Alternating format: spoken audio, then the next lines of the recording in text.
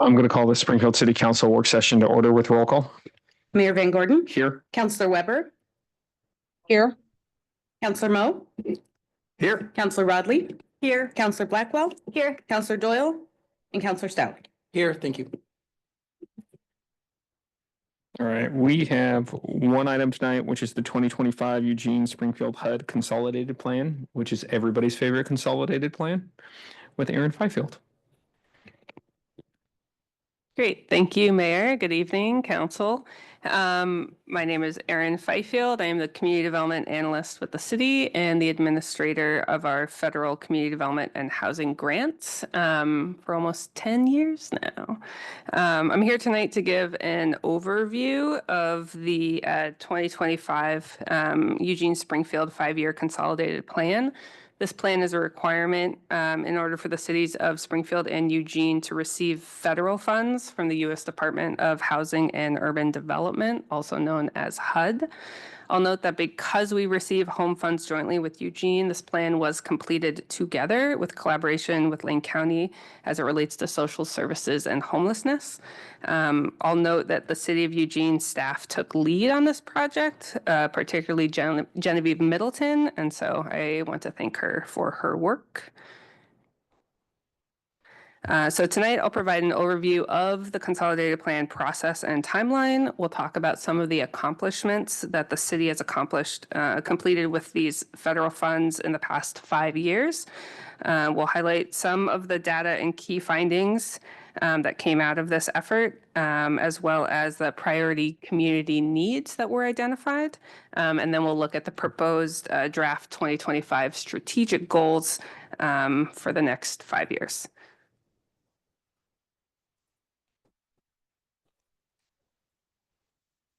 So the City of Springfield receives CDBG funds directly from HUD. We're known as an entitlement community, but we receive home funds as part of a consortium with the City of Eugene.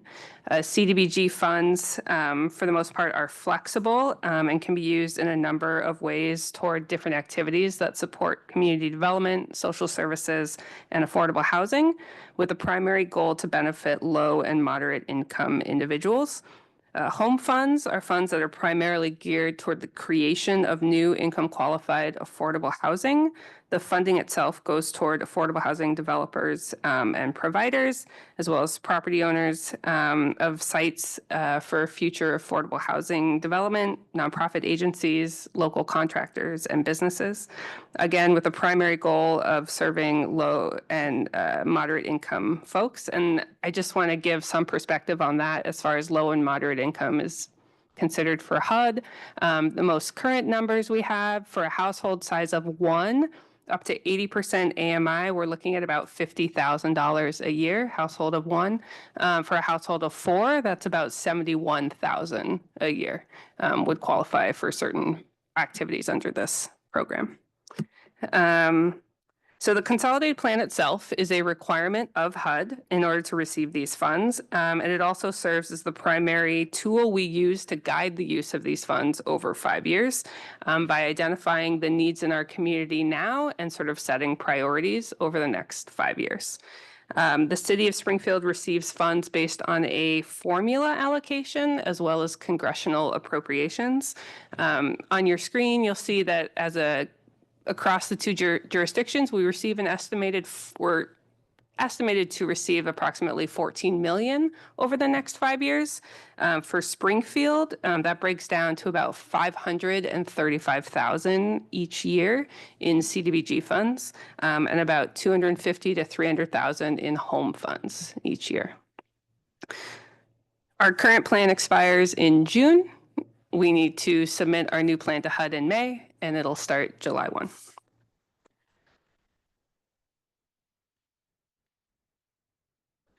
So here's the process, just a quick overview in the creation of this plan.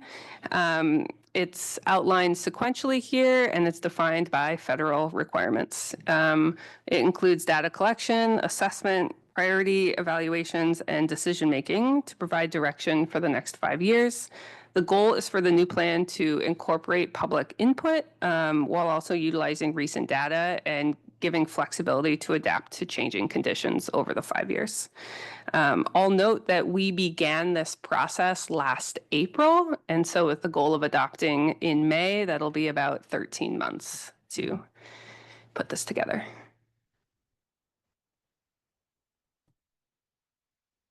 So here, we sort of break down once we've created the consolidated plan, each subsequent year, we need to create an annual action plan, also required by HUD, that explains how we are going to use those federal funds during the next fiscal year. So in the orange box on the left, you'll see sort of that the consolidated plan is what we're talking about tonight as the overall strategic plan, and then each action plan is sort of given the actual allocation from HUD, how we are planning to use those funds in the next year as it aligns with the consolidated plan. I think of the consolidated plan as like a buffet of options that you're setting now. With each year, you're saying which of these makes sense given capacity and need. Another part of this process is the reporting. So on the right, you see what's called the CAPER, the Consolidated Annual Performance Evaluation Report, and that's when we report on what we've accomplished. For the most part, I want to talk about that action plan process. We do have a community participation plan that guides how we put these together. And so Council's Community Development Advisory Committee, also known as the CDAC, to which Councilor Moe is the council liaison. Each year, that committee holds public hearings on the action plan process and makes a recommendation to council on funding allocations. And then ultimately, the recommendation is brought to council for your ultimate approval. So here are some of the community outreach and decision-making that went into the creation of this plan.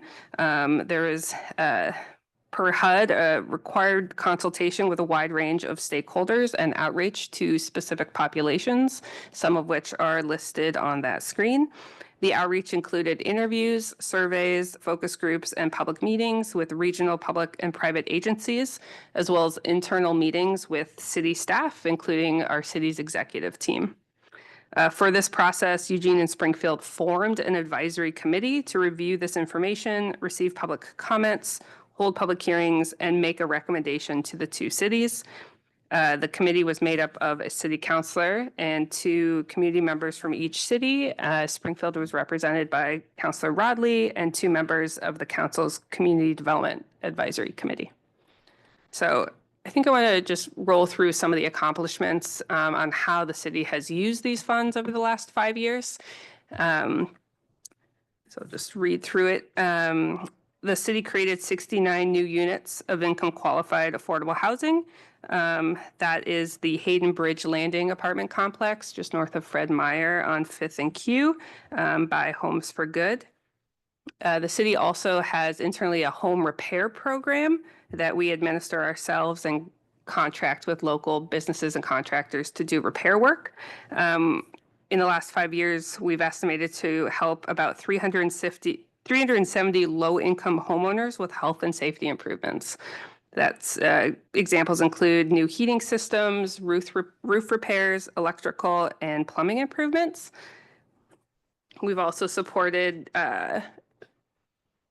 the needed repairs of income qualified rental apartments. That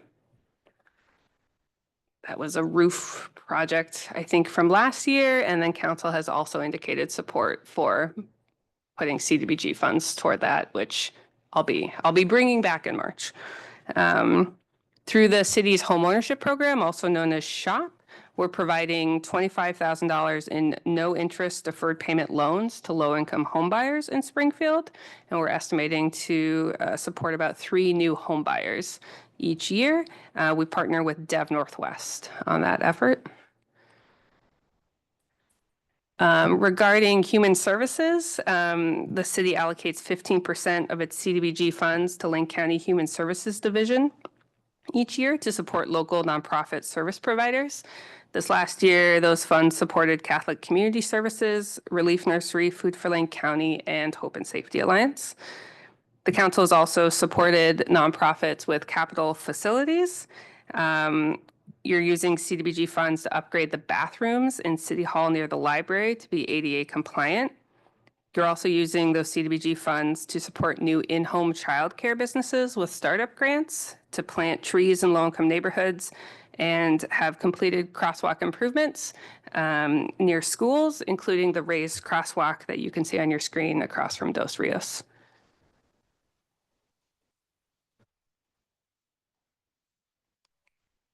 So the plan itself is about 300 pages. It's online. But the needs assessment and market analysis is broken down into 4 pieces related to housing, homelessness, special populations, and community development. The data sources that went into that are in that orange box on the right, particularly the U.S. Census, the American Community Survey, HUD's Comprehensive Housing Affordability Strategy, as well as other local and regional data sets, including reports from Lane County and the Housing Authority. There's a lot of data in the plan. I'll go through some of it here. In Springfield, 46% of all households are renters. 68% of low and very low income renters are severely cost burdened, meaning 68% of low and very low income renters are spending more than 50% of their income on housing. Nearly 36% of Springfield homeowner households are considered low or moderate income. There are approximately 1,000 tenant-based housing vouchers being used in Springfield.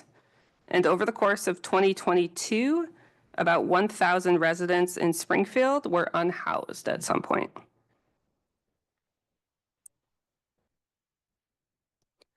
The needs assessment and market analysis also characterizes the needs of what HUD refers to as non-homeless special populations, but that sort of broad category is sort of broken out into different subcategories, which are on your screen. As we know, some of these populations are requiring additional supportive services, and they're often spending more financial resources on those services. The city's home repair program, for example, is often serving elderly homeowners who are in their home, own it, but cannot afford needed home repairs. So this map, it's one of a few in the document, but this just hold it to say this represents census block groups in Eugene and Springfield that are considered low and moderate income by HUD. Specifically, block groups are shaded blue, identify where more than half of all households are low or moderate income.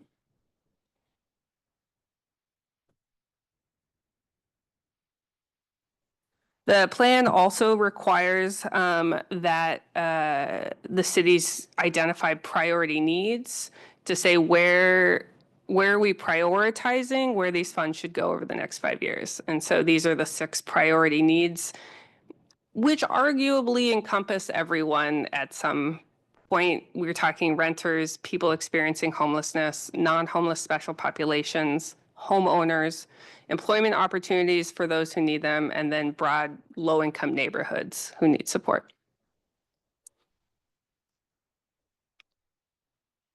So this, I would say, is the meat of the plan. What are we taking? Like, everything has informed what we've created here are the draft strategic goals. And as we move forward with the action plan, these are the 6 strategic goals that we will look at to say, what would you like to fund going forward?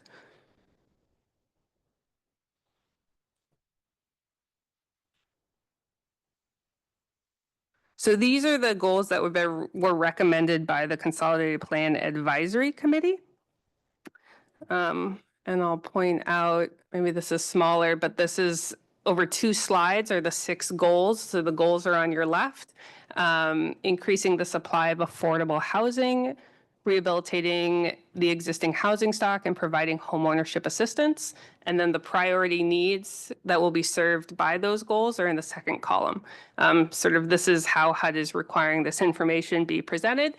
You can see possible examples of ways council could determine to allocate funding toward different activities under that goal in the future. I will say another requirement of the plan is to put in what HUD refers to as a measurable outcome.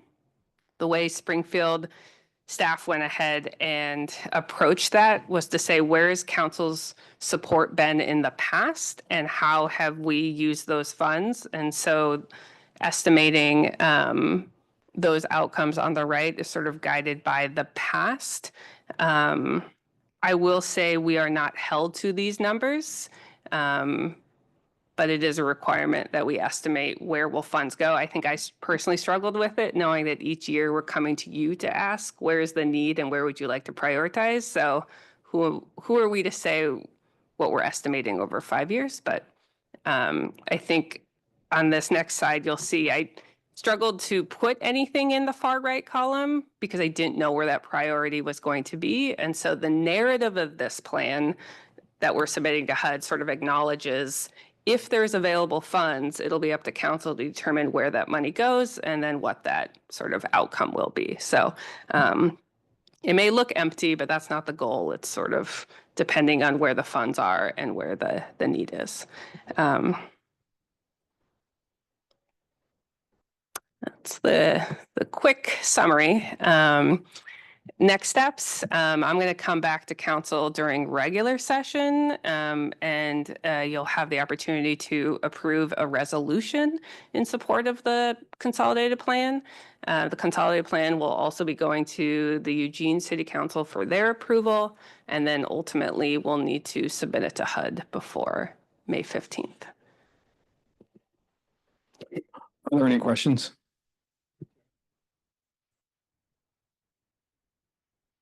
Beth. Sorry, can you let us know again how much Springfield is set to receive? You mentioned it early on and I just. Yeah, I can speak to what we received this year, which was in CDBG funds, 535,000 for the year. We sort of we wait on Congress and HUD to tell us each spring what we're going to be receiving starting July 1. So we haven't heard yet.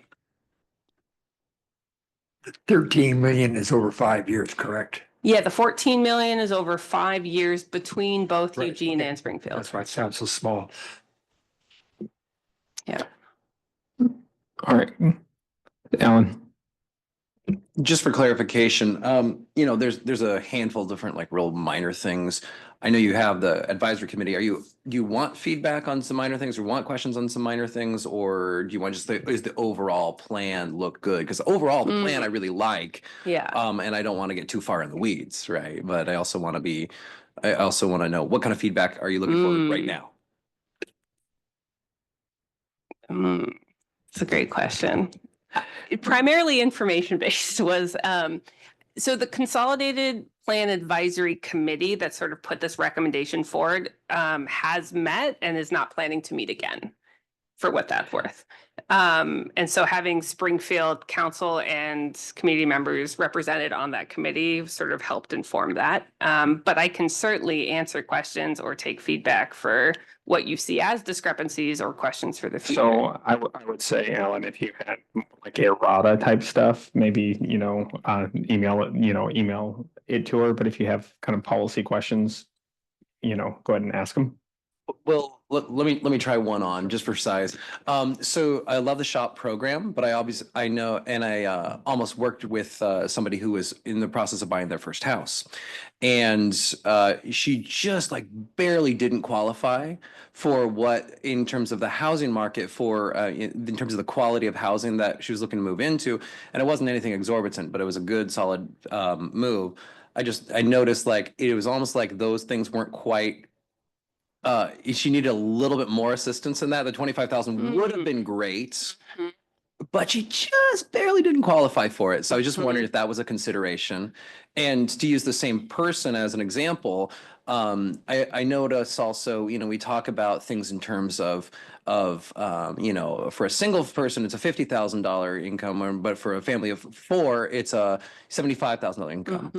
But what about for the family of 3 where you have a single wage earner? Because there's a lot of single parent households, and I just want to I'm in a sense walking through a lot of the affordable housing text, I'm very concerned that we're not paying enough attention to single parent households and that they're not getting a full support that they might need with respect to the HUD funds. That's all. Yeah, no, those are great points. And I would say this program is not without its frustrations. Sure. As far as following federal requirements. Yeah, So yeah, I would say first on the shop assistance, I think that is the broader consolidated plan, putting identifying homeownership assistance as a strategic goal, sort of keeps the detail out of it. And so through the action plan or through the Community Development Advisory Committee, that is where we've actually had some of those Mhm. conversations around